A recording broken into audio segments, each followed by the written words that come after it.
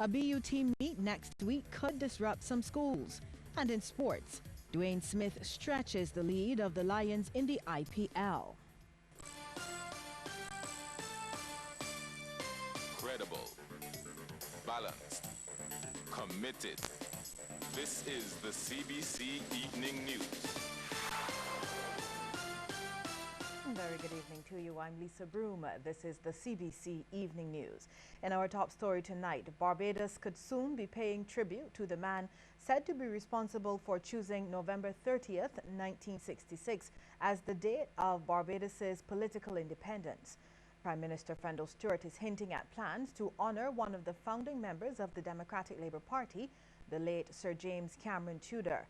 He broke the news during the DLP's 61st anniversary gala and induction ceremony. Shane Seeley has the story. Prime Minister Fendel Stewart has put forward a case for a fitting tribute for a man he says has made a major contribution to Barbados and the Democratic Labour Party. He told inductees and supporters gathered at party headquarters at George Street Auditorium that being an ally to the father of independence national hero, the Right Excellent Errol Walton Barrow, is just the beginning of the story of party founder Sir James Cameron Tudor. Mrs. Stewart explained that Sir James is the man that picked November 30th, 1966 as Independence Day. On top of that, he was the Deputy Prime Minister and Education Minister, overseeing the introduction of free secondary education and the school meal service. It is interesting that 50 years after independence, the man who chose the date and the man who was so instrumental in getting the DLP off the ground in 1961 after it came to office in terms of free secondary education and free school meals, that there are no monuments anywhere across Barbados in tribute to James Cameron Tudor. I think that that is an irregularity or an injustice which has to be corrected. Mrs. Stewart also told inductees and supporters that it is men like Sir James Cameron Tudor that give them a reason to be proud of the party that has taken Barbados to independence and which still is navigating the island through tough economic times. He went on to applaud the performance of the DLP government in the face of recent downgrades and constant criticism from the opposition. He's telling critics that Barbados is doing as well as possible, even while many of the island's regional and global partners continue to face recession. Prime Minister Stewart used the World Economic Outlook published this month by the International Monetary Fund to prove his point. Even though we're going through these challenges, the Democratic Labour Party in government has crafted a vision for the future of Barbados that rests on 4 pillars. We want to create a Barbados that is socially balanced, a Barbados that is economically viable, a Barbados that is environmentally sound, and a Barbados that is characterized by good, honest, and transparent governance. And he says it's for these reasons that the Democratic Labour Party continues to attract large numbers of new members after 61 years as a political organization. Prime Minister Stewart also congratulated the inductees on the bold stand that they have taken, becoming new members of the DLP. Shane Seeley, CBC News. Well, we apologize for the quality of those extracts. Classes at schools across the island could be disrupted again next week. The Barbados Union of Teachers is to meet with its membership on Wednesday, as we hear from Kishmar Singist.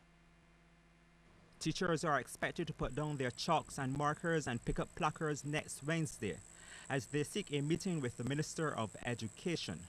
Earlier today, over 500 of them were present at the BUT headquarters for a meeting. It's there that they gave their approval to the action to be held in Queen's Park at 9.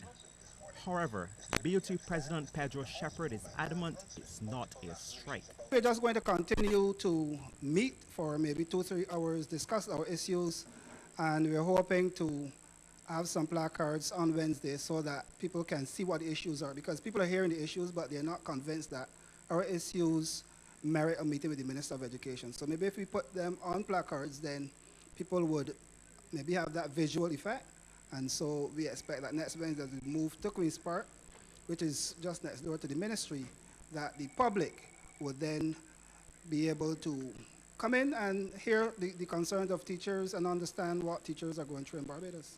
Mr. Shepherd says the biggest concern for the BUT is in discipline in schools. We know that the school is just a mirror image, so to speak, of the society. So what happens in society actually happens in school. So where we have crime and violence and drugs and everything in our society as a norm, it is coming to the schools now as a norm. And we're hearing in the secondary schools that persons are selling drugs on the corridors of schools. Whether or not we want to acknowledge it, it is a fact. And the sooner we acknowledge that all of these things are happening in our schools, then I believe that we could address some of these problems. Mr. Shepherd added that the BUT has not reached out to its sister unions, but is confident that if it did, it will receive support. Kishmar Senjis, CBC News. The Ministry of Education is creating a special committee specifically to deal with violence in schools. This disclosure from Education Minister Ronald Jones. The issue of violence in school has been a major talking point, particularly recently in the wake of an alleged altercation involving a female student and a teacher. As Minister, I'm going to establish a broad-based committee to deal with the causes of violence, to investigate the whole notion or the idea of violence in schools, student-on-student violence, student-on-teacher, or the reverse, if that exists, the causes of it, to give recommendations for the amelioration of this, how we can secure the school better, all of that. Minister Jones also spoke about the composition of the committee. Something like the Barbados Christian Council to be part of that, the evangelical body, the Parent Teachers Association, the unions, there are 4 teachers unions and principals unions. Invite those as well. We're going to have personnel from the Ministry of Education. I'm going to invite 1 or 2 NGOs who are particularly located within the support services realm to help form that broad-based committee. It makes no sense just talking about it, expanding it into this most explosive thing without knowing the full reality of what is taking place within our schools. One of the most controversial educators in Barbados has been given a rousing send-off as he prepares to retire. Principal Jeff Brooms was paid tribute in song, poetry, and touching testimonies this morning at the Parkinson Memorial Secondary School. Ken Jerson has the story. Principal Jeff Brooms' arrival was greeted with much fanfare. He was saluted by current and former colleagues, as well as past students, as an educator who has had a positive impact on the teaching profession during his 4 decades of service. He came to Parkinson and has made all of us in the office and who spend time there seem like family. You, Mr. Brooms, have certainly proved your skill set within the educational waters of the Alexandra School. You will be missed, but your legacy will live on in the hearts of many. This is an auspicious occasion in which you are a superabundant and most magnificent person who has contributed to the development of almost every single individual sitting here today listening to you. But even some of those who paid tribute acknowledged that his journey was not without controversy. It was something Mr. Brooms himself addressed, noting that the latter part of his tenure was the most eventful. My last 14 years in the profession as leader of 2 different institutions brought the glare of public exposure and differences of professional focus squarely on me. And boy, did it make my eyes blink. As I reflect, I am pleased that I kept my integrity intact, my focus unblinkered, and my conscience as clear as the most highly filtered water. I used my intellect, my experience, and my sense of decency to fulfill the commitment I made on the first day that I entered the teaching profession. While thanking all who contributed to his professional and personal success, Mr. Brooms said his students have always confirmed his faith in Barbados' future, even the challenging ones. Yes, I have punished many students, even Danny Bab. But I never allowed that to describe what discipline was to me. It was not by brandishing the big stick or the lashing whip, but the establishment of standards, the enthusiastic response to student needs, and the clear manifestation of love and care. That was my formula. Mr. Brooms officially retires on May 1st. Kent Jerson, CBC News. Culture Minister Stephen Lashley has confirmed that none of the major dates for the big events in this year's Crop Over Festival will be changed. This was one of the areas covered by Minister Lashley in a media conference at Kensington Oval this afternoon. He told the media the idea was put forward to accommodate a cricket match planned to honor Barbados's only living national hero, the Right Excellent Sir Garfield Sobers. I don't think we can ignore that there has been some public commentary on thinking about changing dates, and some persons were a bit concerned. We have allayed those concerns because we are not changing the dates. The dates remain as before. The only consideration, of course, was to provide a discussion point around making provision for the match in honor of Sir Gary. But we have determined that given all of the factors, that those dates remain the same. So I'm hoping that those persons on hearing this who were concerned would feel much better that there are no changes. Chief Executive Officer of the National Cultural Foundation, Cranston Brown, says the 50th anniversary of independence will feature heavily in this year's festival. He says both the City Walk and City Fest will be themed on the Golden Jubilee. There are special prizes within both the Calypso competitions and the Grand Cadouement, and it's a fairly sizable prize for the band that best reflects the 50th anniversary in terms of their costuming. And this is directly related to our plan to make sure that we retain the heritage bands. So we are actually looking for ways to incentivize those bands to do the heritage costumes in Grand Cadouement. We have prizes with the Calypso competitions to do with best composition and so on. Coming up, local law enforcement foil a $1 million drug deal, and we'll tell you just how heavy energy company Rubis has invested in Barbados.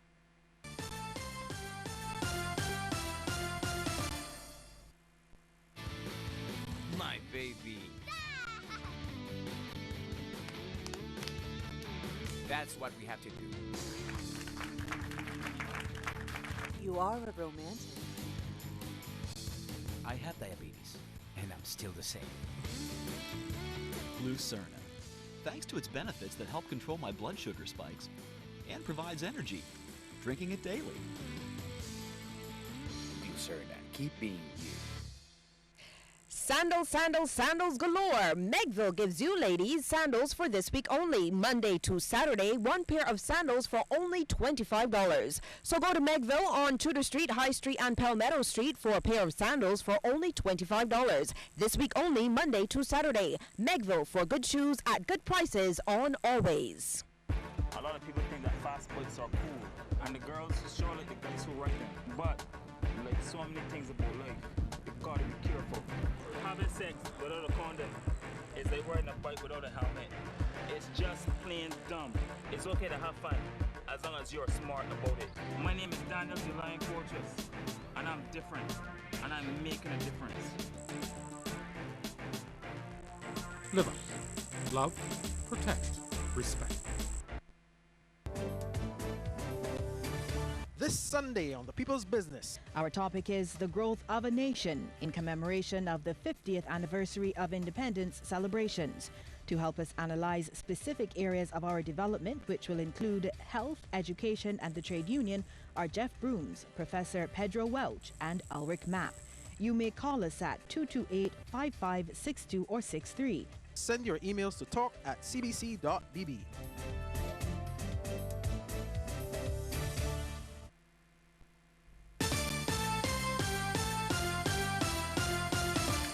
months after the case of National Conservation Commission workers was heard by the Employment Rights Tribunal, the former government employees are still waiting for a judgment to be handed down.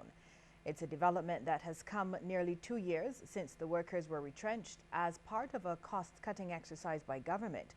But the situation is incurring the ire of the National Union of Public Workers, which is contending that justice delayed is justice denied. The comment from Acting Assistant General Secretary of the Union, Wayne Walren, at a meeting at the NUPW's headquarters at Dalkeith St. Michael. He was speaking in response to the Employment Rights Tribunal's decision to postpone judgment on the concerns of former workers of the NCC and Beautify Barbados, who were retrenched 2 years ago. Mr. Walren says the tribunal's decision to delay judgment is because of a similar case occurring with the Barbados Workers' Union. This is grossly unfair, and we vehemently detest this situation. We are calling for that quick judgment because the process has been completed, and the NUPW abhors any approach that seeks to further delay the justice of these workers. Therefore, we would expect that the judgment be made so that workers can move on with their lives and make their plans accordingly. Law enforcement officials continue to disrupt the flow of illegal drugs into the island, seizing just over $1 million worth of marijuana at sea last night. The operation, led by the drug squad with assistance from the Police Marine Unit and the Barbados Coast Guard, was conducted to the north of Barbados. 523.6 pounds of the drug were seized after lawmen intercepted a Barbadian vessel with 3 men on board. The drugs, estimated at just under $1.5 million, were packed in 12 polythene bags.